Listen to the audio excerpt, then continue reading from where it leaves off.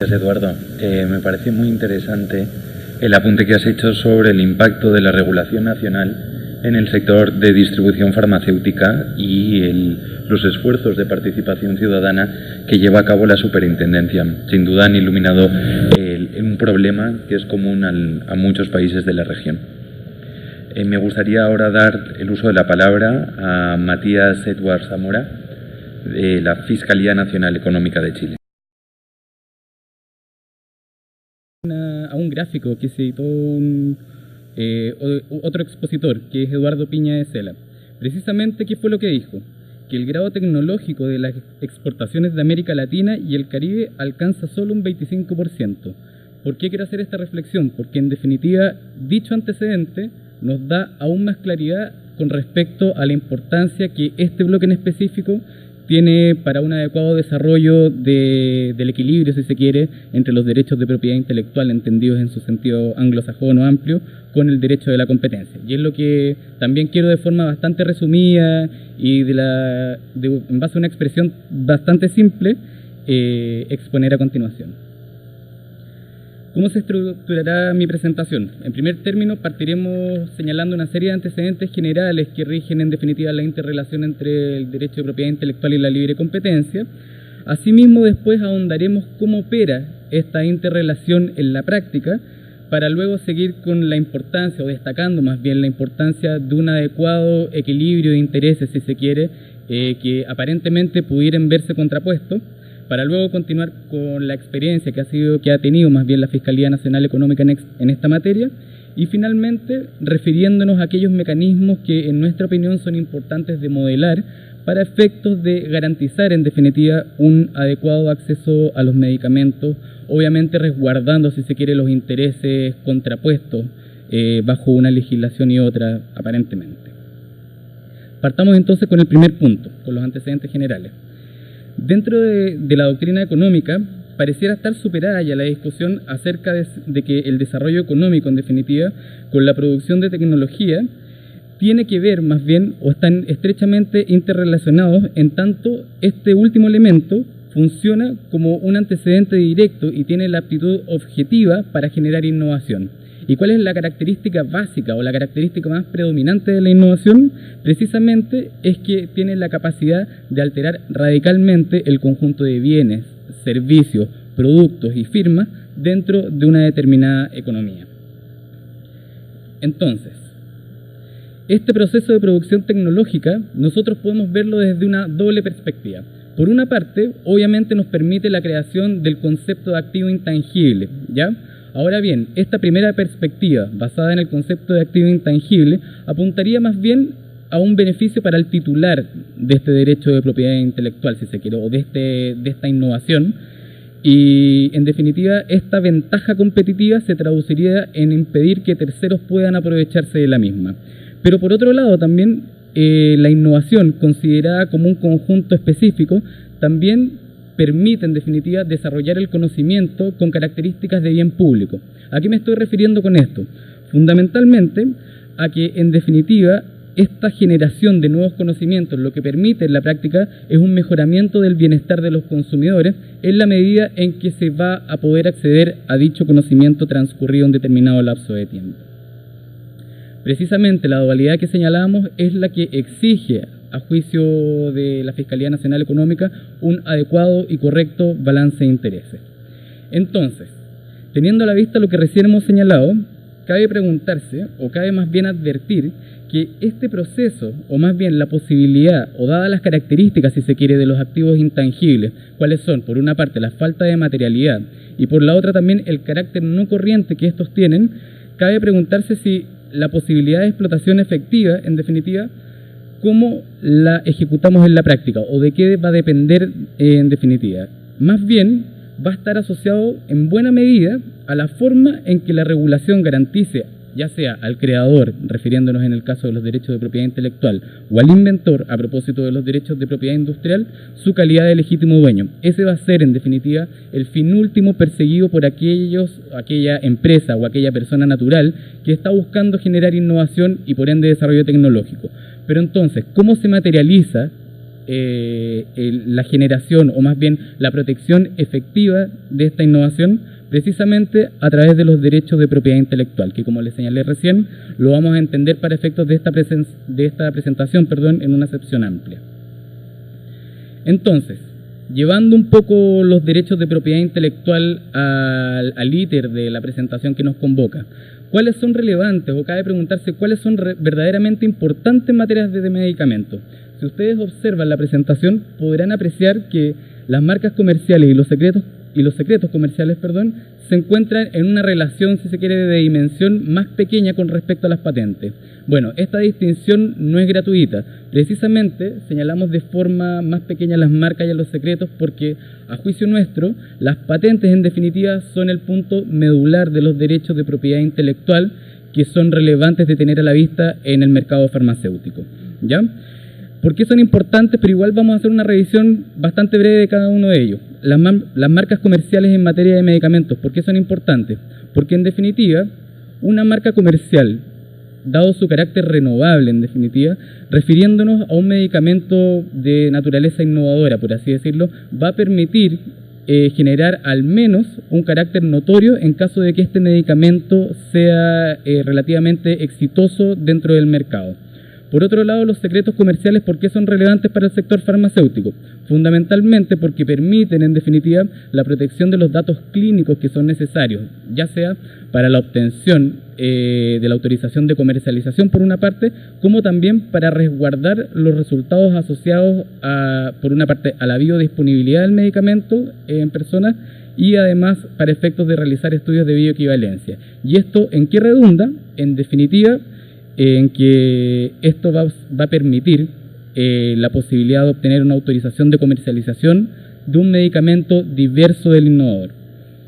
Y luego, en tercer término, tenemos las patentes. Ya nos vamos a centrar específicamente en este aspecto en adelante y para ello es importante comenzar por definirlas. ¿Qué se entiende por patente? La Organización Mundial de la Propiedad Intelectual ha dicho que las patentes son un derecho que el Estado concede en particular por un tiempo limitado. Este punto es muy importante que lo tengamos presente porque vamos a volver sobre el mismo, ¿ya? Para la comercialización de su invención, por otro lado, ¿en qué se traduce en definitiva esta comercialización de la invención? La regla general es que cualquier persona está facultada para comercializar cualquier clase de producto. Ahora bien, si este bien goza de una protección por derecho de patente, el titular de la misma va a poder impedir a que un tercero la comercialice. Y en definitiva, ¿cuál es la contraprestación que se plantea respecto al titular una vez que la patente ha sido concedida? Es la divulgación de la invención. Este también es otro elemento de esencial magnitud de tener a la vista, sobre todo para las autoridades de competencia, porque en definitiva no se justificaría un sistema de patente con tiempo limitado en la medida en que esta innovación pueda tener un retorno a la sociedad en su conjunto, ¿ya? Ese elemento les pido por favor tenerlo a la vista porque vamos a volver sobre el mismo, ¿ya? Ahora bien, dicho esto, no obstante, debe tenerse en especial consideración en que lamentablemente la técnica legislativa, y creo que es la lógica general para los países de América Latina, ha tendido a asimilar el estándar de protección de los derechos de propiedad intelectual a aquellos impuestos por los países industrializados. Me refiero fundamentalmente al estándar impuesto por países como Estados Unidos, Japón y Australia, entre otros, ¿ya? ¿Y qué es lo que genera esto en la práctica? Que en definitiva un país que no cuenta con un desarrollo tecnológico de tal nivel, en definitiva lo que hace no es más que privilegiar a aquellas industrias que representan un porcentaje menor en relación al mercado farmacéutico, puedan aprovecharse de los beneficios que trae en definitiva una protección exacerbada de los derechos de propiedad intelectual. Entonces, para poder seguir ahondando en este tema es importante abordar más bien la interrelación que existe entre los derechos de propiedad intelectual y la libre competencia. La clásica pregunta que suele plantearse a propósito de esta materia es si el derecho de la competencia es o no un área que está en contraste o está más bien constantemente chocando con el derecho de la propiedad intelectual. Bueno, cabe decir que a juicio nuestro esa contradicción es más bien aparente. ¿Y por qué decimos esto? Porque en definitiva los derechos de propiedad intelectual junto con el derecho de la competencia tienen un objetivo complementario común. cual es, en definitiva, generar innovación, por una parte, basada en conceptos dinámicos de competencia, como lo ha expresado el profesor Joseph Drexler. ¿A qué nos referimos con conceptos dinámicos de competencia?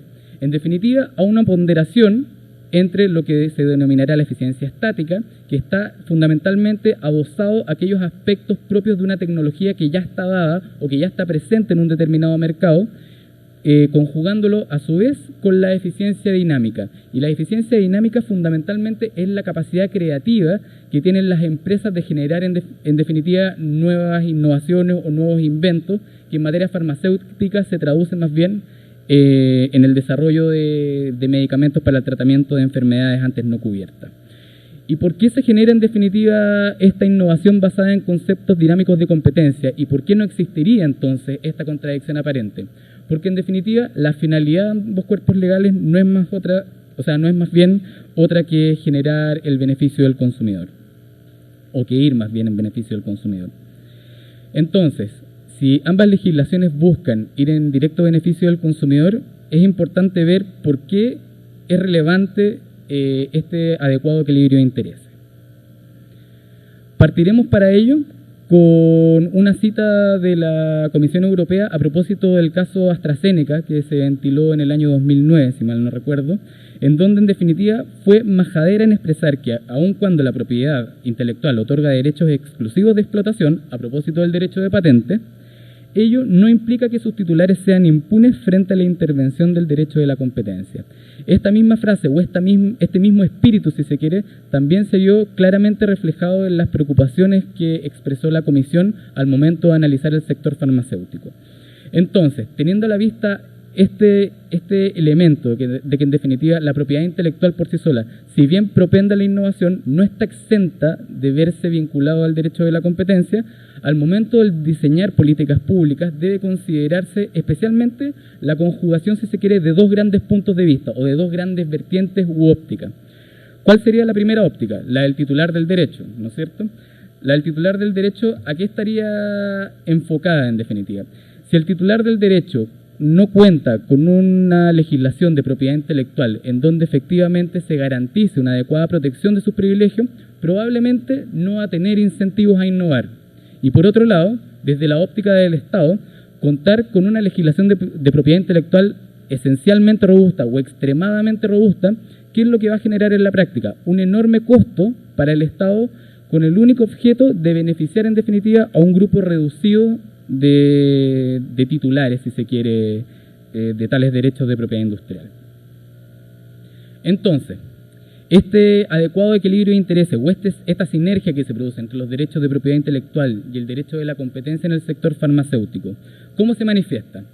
Acá hicimos una división entre dos grandes grupos, ¿ya? El primer grupo, como ustedes pueden apreciar, lo denominamos riesgos conductuales, porque en definitiva se genera cuando la acción de un agente económico importa que actúe el derecho de la competencia para efectos de resguardar más bien el beneficio del consumidor. Mientras que, en segundo término, cuando hablamos de situaciones estructurales, nos estamos refiriendo fundamentalmente a aquellos aspectos en que es la misma legislación la que importa o la que hace alusión más bien al derecho de la competencia para regular ciertas situaciones específicas que tiene o que confluyen con el derecho de la propiedad intelectual. Cuando hablamos de riesgos conductuales, volvemos al primer grupo, fundamentalmente encontramos tres grandes acápites en donde confluyen los derechos de propiedad intelectual con la libre competencia. Por una parte, a propósito de las patentes, asimismo a propósito del licenciamiento de la propiedad intelectual y luego a propósito de las marcas comerciales, ¿ya?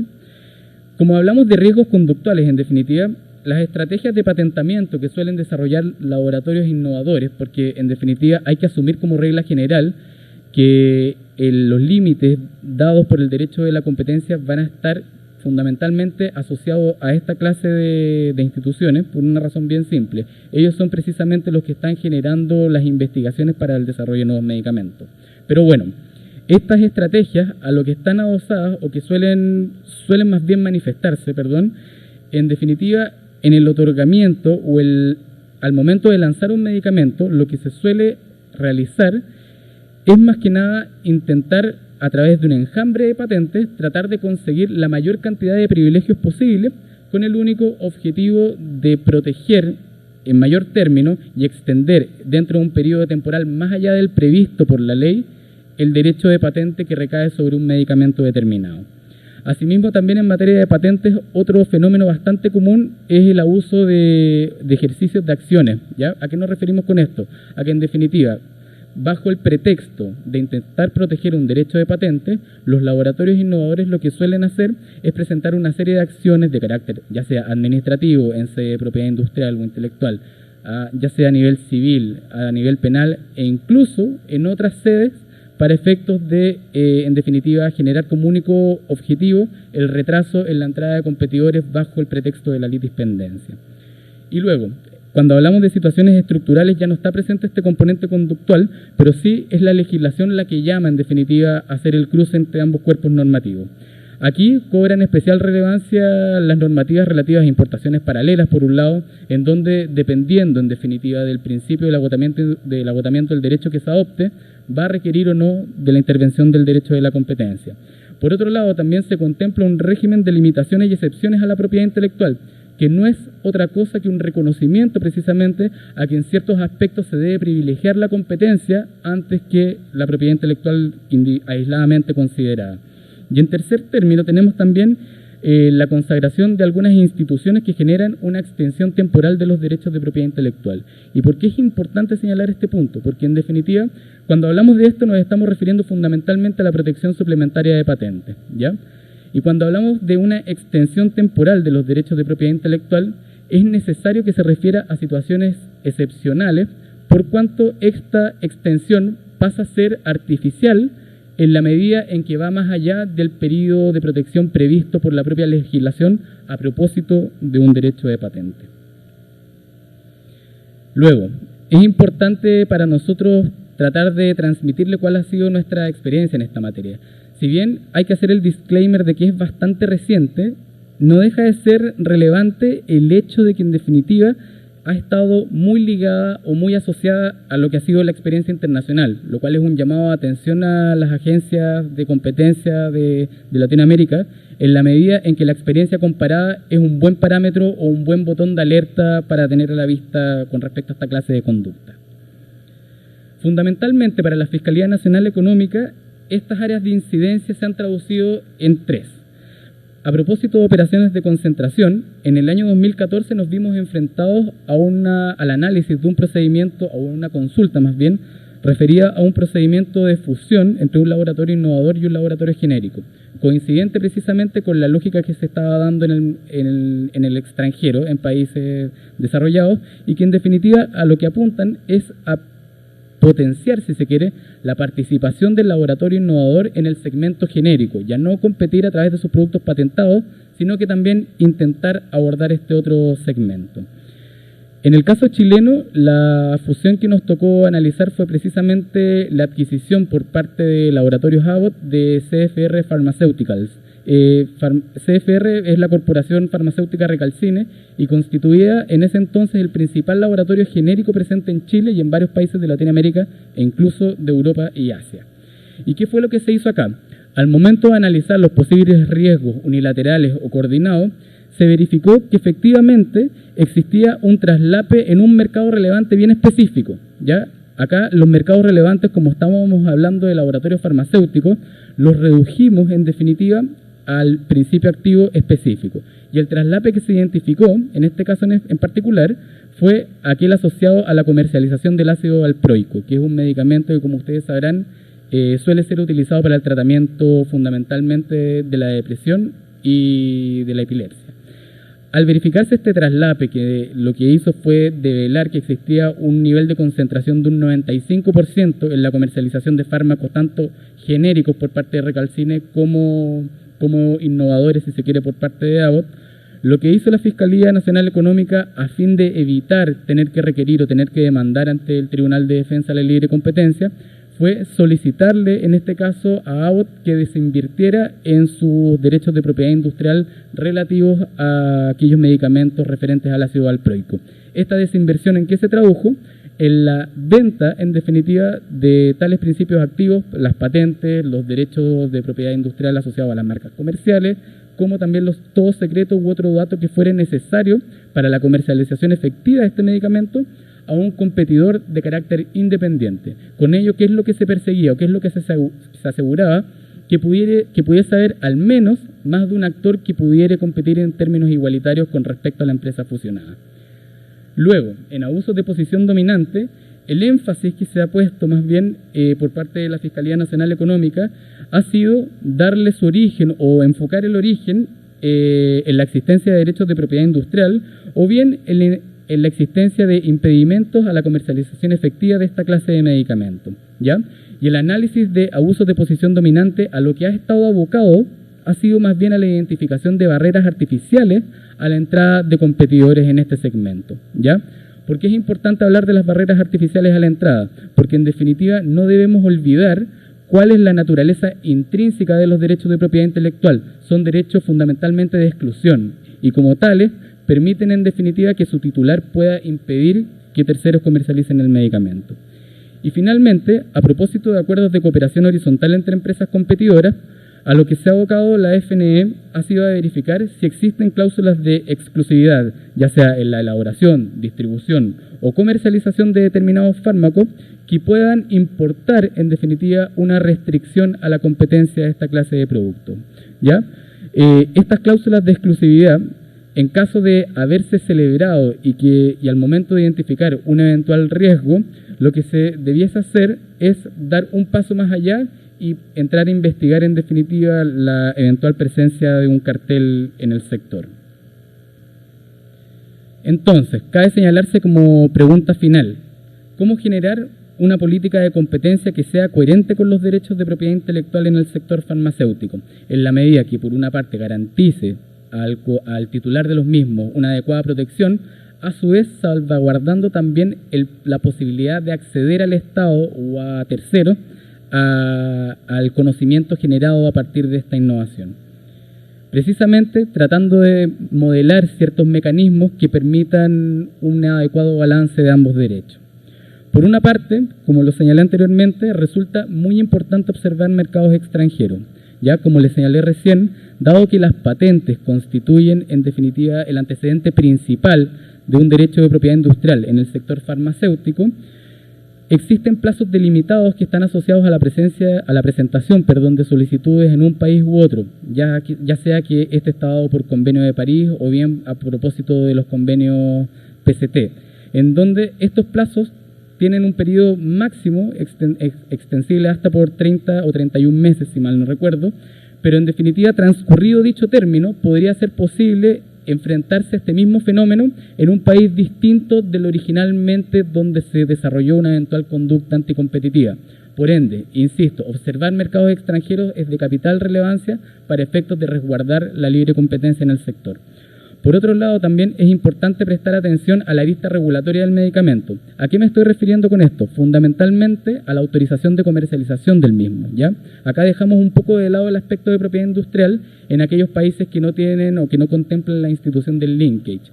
Pero en definitiva, cuando un laboratorio innovador goza de los datos necesarios para servir de referente y posibilitar que terceros puedan generar medicamentos genéricos derivados del primero, el no poder contar con tal información nuevamente puede servir de una barrera artificial a la entrada al no posibilitar, consecuencialmente, la autorización de comercialización de tal medicamento.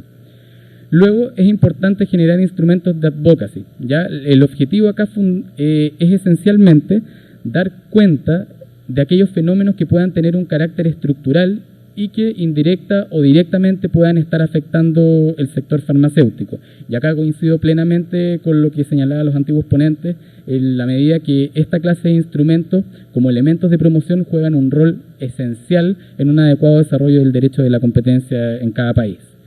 Por otro lado, es importantísimo fortalecer el trabajo conjunto con autoridades sectoriales. En el caso chileno, las autoridades sectoriales en materia de propiedad industrial e intelectual son el INAPI por un lado y la Oficina de Propiedad Intelectual dependiente del Ministerio de Educación por la otra. ¿Por qué es importante esto? Porque en definitiva nos permite obtener conocimiento recíproco sobre los aspectos más técnicos, si se quiere, de los derechos de propiedad intelectual y a su vez permite capacitar en temas de competencia a los funcionarios que están encargados de otorgar o de conceder esta clase de privilegio. Y finalmente, la participación en iniciativas legislativas de carácter sectorial corresponde o comprende también una importancia capital por una razón bastante simple. Muchas veces, al tratar de normar aspectos técnicos asociados a cuestiones como lo es la propiedad intelectual, importa dejar de lado aspectos que son de salud, por ejemplo, aspectos relevantes relativos a salud pública u otros elementos de especial relevancia que deban tenerse a la vista a la luz del derecho de la competencia, por ejemplo, y que no son tenidos en consideración en su momento. Bueno, eso sería mi presentación y espero que haya sido ilustrativa para la audiencia. Gracias.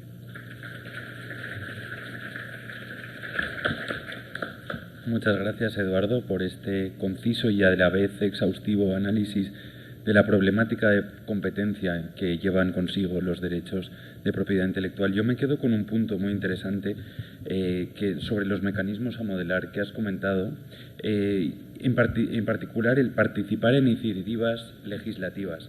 Y así, por ejemplo, también a raíz de ese concepto que se está generando de que los derechos de propiedad intelectual no implican una inmunidad del derecho de competencia y, por tanto, que las agencias de competencia también están invitadas a participar en el debate sobre la propiedad intelectual.